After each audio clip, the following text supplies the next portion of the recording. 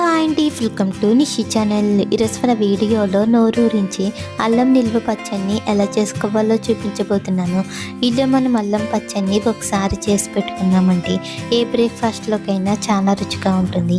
అంతేకాకుండా అన్నంలోకైనా చపాతీలోకైనా నోటికి మంచి రుచిగా తినేయచ్చు. మరి ఆలస్యం చేయకుండా మంచి రుచిగా అల్లం నిల్వ పచ్చడిని ఈజీగా ఎలా చేసుకోవాలో చూద్దాం. ముందుగా ఈ పచ్చడి చేయడానికి 1 కప్పు వరకు చిన్న చిన్న ముక్కలుగా కట్ చేసిన అల్లం ముక్కల్ని తీసుకోవాలి. ఇక్కడ నేను అల్లాన్ని తీసుకుని పైనున్న పొట్టు తీసేసి బాగా కడిగి తడి లేకుండా తుడిచి ఇలా చిన్న చిన్న ముక్కలుగా అయితే కట్ చేసుకుని తీసుకున్నాను. ఇప్పుడు ఈ అల్లం ముక్కల్ని ఒక ప్లేట్లోకి ఇలా పక్కకి తీసుకుని కాస్త పలుచగా పరుచుకోవాలి. ఇప్పుడు ఇదే ప్లేట్లోకి ఏ కప్పుతో అయితే అల్లం ముక్కల్ని తీసుకున్నామో అదే కప్పుతో 1 కప్పు వరకు చింతపండుని కొలుచుకొని తీసుకోవాలి. అలాగే చింతపండులో ఉన్న కాడలు గింజలు అన్నీ తీసేసి 1 కప్పు వరకు చింతపండుని ఇలా ప్లేట్లోకి తీసుకుని దీన్ని కూడా కాస్త పలుచగా పరుచుకోవాలి. ఇప్పుడు ఇదే ప్లేట్లోకి ఏ కప్పుతో అయితే చింతపండుని తీసుకున్నామో అదే కప్పుతో 1 కప్పు వరకు బెల్లాన్ని కొలుచుకొని తీసుకోవాలి. అదే అల్లం పచ్చడి కొంచెం స్వీట్ ఎక్కువ తినేవాళ్ళు ఉంటే కనుక ఇంకో 1/2 కప్పు వరకు బెల్లాన్ని ఎక్కువగా తీసుకోవచ్చు. ఇప్పుడు ఈ బెల్లాన్ని కూడా ప్లేట్లోకి ఒక పక్కకి తీసుకుని కాస్త పలుచగా పరుచుకోవాలి.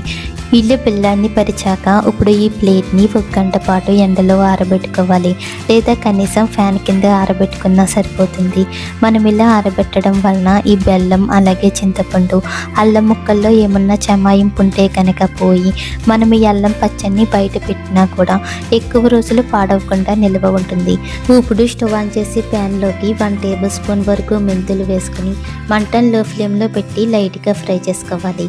ఇవి కొంచెం వేగిన తర్వాత ఇప్పుడు ఇందులోనే 2 టేబుల్ స్పూన్ ఆవాలు, 1 టేబుల్ స్పూన్ జీలకర్ర, 2 టేబుల్ స్పూన్ ధనియాలు వేసుకుని ఫ్రై చేసుకోవాలి. మనం వీటిని మరీ ఎక్కువసేపు ఫ్రై చేయాల్సిన అవసరం లేదు. లైట్గా 1-2 నిమిషాల పాటు ఇలా కలుపుతూ ఫ్రై చేశాక ఒక గిన్నెలోకి తీసుకుని రెడీగా పక్కన పెట్టుకోవాలి.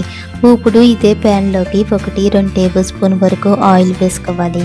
ఆయిల్ వేడెక్కిన తర్వాత మనం ముందుగా ఆరబెట్టుకున్న అల్లం ముక్కల్ని వేసుకుని మంటని మీడియం ఫ్లేమ్లో పెట్టి లైట్గా ఎరుపు రంగు వచ్చేంత వరకు ఫ్రై చేసుకోవాలి. మనం ఈ అల్లం ముక్కల్ని సరిగ్గా ఫ్రై చేయలేదంటే మనకి అల్లం పచ్చడి ఎక్కువ రోజులు నిల్వ ఉండదు. సో అందుకని మంటను మీడియం ఫ్లేమ్లో పెట్టి కలుపుతూ లైట్గా ఎరుపు రంగు వచ్చేంత వరకు ఫ్రై చేసుకోవాలి. ఇలా అల్లం ముక్కలు లైట్గా ఎరుపు రంగులోకి వచ్చిన తర్వాత స్టవ్ ఆఫ్ చేసుకుని ఈ అల్లం ముక్కల్ని ఒక గిన్నెలోకి తీసుకుని రెడీగా పక్కన పెట్టుకోవాలి. ఇప్పుడు చింతపండు ఉడికించడానికి స్టవ్ పైన ఒక గిన్నె పెట్టి ఏ కప్పుతో అయితే అల్లం ముక్కల్ని తీసుకున్నామో అదే కప్పుతో 2 కప్పుల వరకు నీళ్ళని వేసుకుని మంట హై ఫ్లేమ్లో పెట్టి నీళ్ళని బాగా మరిగించుకోవాలి. ఇలా నీళ్ళు మరిగేటప్పుడు మనం ముందుగా ఆరబెట్టుకున్న చింతపండుని వేసుకుని మధ్య మధ్యలో కలుపుతూ చింతపండు కాస్త దగ్గర పడేంత వరకు ఉడికించుకోవాలి.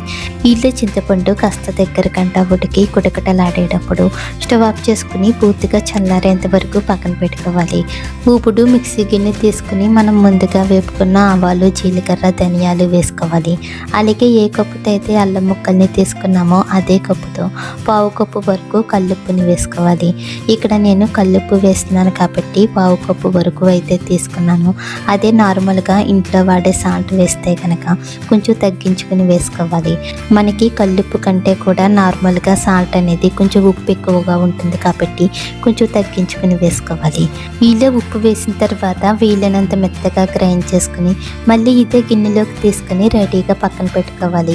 ఇప్పుడు మళ్ళీ ఇదే మిక్సీ గిన్నెలోకి మనం ముందుగా ఫ్రై చేసుకున్న అల్లం ముక్కల్ని వేసుకుని అలాగే 10-15 వరకు వెల్లుల్లి రేకల్ని పైనున్న పొట్టు తీసుకుని వేసుకుని ఒకసారి గ్రైండ్ చేసుకుని తీసుకోవాలి. ఇలా గ్రైండ్ చేశాక ఇప్పుడు ఇందులోనే మనం ముందుగా కొలుచుకున్న బెల్లాన్ని కూడా వేసుకుని మధ్య మధ్యలో కలుపుతూ మెత్తగా గ్రైండ్ చేసుకుని తీసుకోవాలి. ఇలా మెత్తగా గ్రైండ్ చేసిన ఈ అల్లం పేస్ట్ని కూడా మళ్ళీ ఇదే గిన్నెలోకి తీసుకుని రెడీగా పక్కన పెట్టుకోవాలి. ఇప్పుడు ఇదే మిక్సీ గిన్నెలోకి మనం ముందుగా ఉడికించుకున్న చింతపండు గుజ్జుని కూడా వేసుకుని మధ్య మధ్యలో కలుపుతూ మెత్తగా గ్రైండ్ చేసుకుని తీసుకోవాలి. ఇలా మెత్తగా గ్రైండ్ చేసుకున్న ఈ చింతపండు గుజ్జుని కూడా రెడీగా పక్కన పెట్టుకుని ఇప్పుడు స్టవ్ ఆన్ చేసి మనం ముందుగా ఫ్రై చేసుకున్న ప్యాన్ని స్టవ్ పై పెట్టి ఏ కప్పుతో అయితే అల్లం ముక్కల్ని తీసుకున్నామో అదే కప్పుతో 1/2 కప్పు వరకు ఆయిల్ని వేసుకోవాలి. ఇలా ఆయిల్ వేడవ్విన తర్వాత ఇప్పుడు ఇందులోని 1 టేబుల్ స్పూన్ పచ్చిశనగపప్పు, 1 టేబుల్ స్పూన్ మినప్పప్పు, 1 టేబుల్ స్పూన్ ఆవాలు వేసుకుని మంటని మీడియం ఫ్లేమ్లో పెట్టి దోరగా ఫ్రై చేసుకోవాలి. మనకి ఈ పచ్చడి చేయడానికి మొత్తానికి 1 కప్పు వరకు ఆయిల్ అయితే పడుతుంది. ఇప్పుడు 3/4 కప్పు వరకు ఆయిల్ని వేసుకుని మిగిలిన 1/2 కప్పు ఆయిల్ని చింతపండు ఉడికించుకునేటప్పుడు వేసుకోవాలి. ఇవి దోరగా వేగిన తర్వాత ఇప్పుడు ఇందులోని 15-20 వరకు వెల్లుల్లి రేకల్ని పైనున్న పొట్టు తీసుకుని వేసుకోవాలి.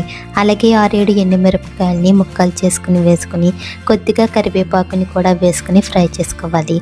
అలాగే ఫ్రై చేసేటప్పుడే 1/2 టేబుల్ స్పూన్ వరకు ఇంగువని కూడా వేసుకుని ఫ్రై చేసుకోవాలి. ఇలా కరివేపాకు క్రిస్పీగా వేగిన తర్వాత ఇప్పుడు ఈ తాలింపుని మనం పచ్చడి కలుపుకునే గిన్నెలోకి తీసుకుని పూర్తిగా చల్లారేంత వరకు పక్కన పెట్టుకోవాలి. ఇప్పుడు ఇదే ప్యాన్ స్టవ్ పై పెట్టి 1/2 కప్పు వరకు ఆయిల్ని వేసుకోవాలి. ఆయిల్ వేడవ్విన తర్వాత మనం ముందుగా గ్రైండ్ చేసుకున్న చింతపండు గుజ్జుని వేసుకుని మంటని లో ఫ్లేమ్లో కానీ లేదా మీడియం ఫ్లేమ్లో కానీ పెట్టి ఈ చింతపండు గుజ్జు కాస్త దగ్గర పడేంత వరకు ఉడికించుకోవాలి. మనం ఇలా ఉడికించడం వలన ఈ చింతపండు గుజ్జులో ఏమన్నా నీరు లాంటిది ఉంటే కనుక అదంతా కూడా ఎగిరిపోయి మనకి పచ్చడి ఎక్కువ రోజులు నిల్వ ఉంటుంది. అలాగే మనం ఈ చింతపండు గుజ్జుని ఉడికించకుండా అయినా డైరెక్ట్గా పచ్చడిలో కలుపుకోవచ్చు. కాకపోతే ఎలా కలపడం వలన మనకి పచ్చడి గట్టిగా కాకుండా కొంచెం లూజ్గా ఉంటుంది. ఇల్లు 2-3 నిమిషాలు అవ్వేసరికి ఈ చింతపండు గుజ్జు కాస్త దగ్గర పడి చుట్టూ ఆయిల్ అనేది కొంచెం సెపరేట్ అవుతూ ఉంటుంది. ఇప్పుడు స్టవ్ ఆఫ్ చేసుకొని ఈ చింతపండు గుజ్జు కూడా పూర్తిగా చల్లారేంత వరకు పక్కన పెట్టుకోవాలి. ఇల్లు తాలింపు అలాగే చింతపండు గుజ్జు రెండు కూడా పూర్తిగా చల్లారిన తర్వాత ఇప్పుడు ఈ తాలింపులో మనం ముందుగా గ్రైండ్ చేసుకున్న ఆవాలు మెంతులు పొడిని వేసుకోవాలి. అలాగే మనం ముందుగా గ్రైండ్ చేసుకున్న అల్లం పేస్ట్ని కూడా వేసుకోవాలి.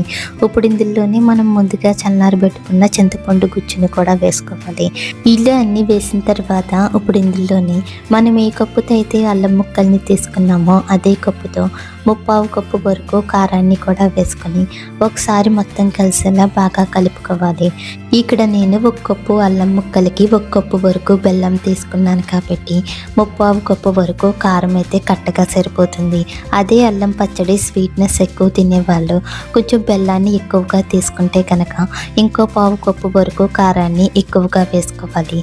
వీళ్ళు పచ్చడి అంతా కూడా బాగా కలిపిన తర్వాత ఒకసారి టేస్ట్ చూసుకుని ఉప్పు కారం సరిపోయింది లేనిది చూసుకుని సరిపోతే కనుక మరి కొంచెం వేసుకుని కలుపుకోవచ్చు. ఇక్కడ నేను తీసుకున్న కొలతలకి అన్నీ కూడా కరెక్ట్గా సరిపోయాయి.